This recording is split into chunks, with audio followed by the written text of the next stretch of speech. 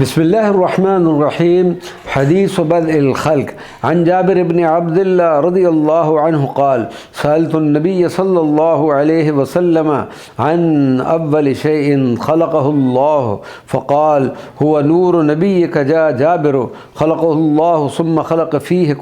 كل خير ثم خلق بعده كل شيء، وحين خلقه وقامه قدامه في مقام القرب 12,000 سنة، ثم جعله 4 أقسام، فخلق العرش من قسم والكرسي من قسم، وحملة العرش وخزنة الكرسي من قسم، وأقام القسم الرابع في مقام الحب 12,000 سنة، ثم جعله 4 أقسام، فخلق القلم من قسم واللوح من قسم والجنة من قسم، وأقام القسم الرابع في مقام الخوف 12,000 سنة، ثم جعله 4 أجزاء، فخلق الملائكة من جزء، وخلق الشمس من جزء، وخلق القمر والكواكب من جزء، وأقام الجزء الرابع في مقام الرداء 12,000 سنة، ثم جعله 4 أجزاء، فخلق العقل من جزء، والعلم والحلم من جزء،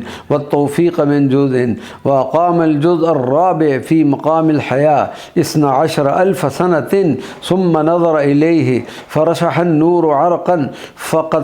فقطرت منه 120,000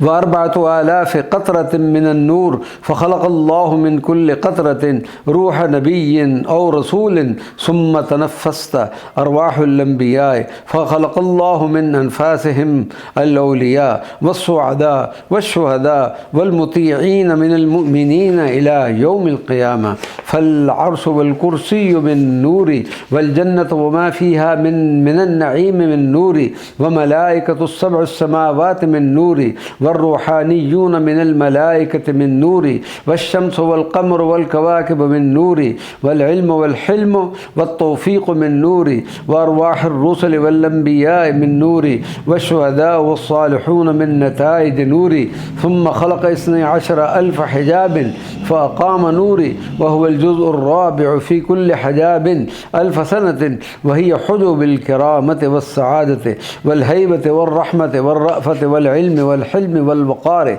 والسكينة والصبر واليقين والصدق، فعبد الله ذلك النور في كل حجاب 1000 سنة، فلما خرج النور من الحجب ذكاه الله في الأرض، فكان يضيء منها ما بين المشرق والمغرب كالسراج في الليل المظلم، ثم خلق الله تعالى آدم من الأرض فركب فيه من النور في جبينه، ثم انتقل إلى شيث،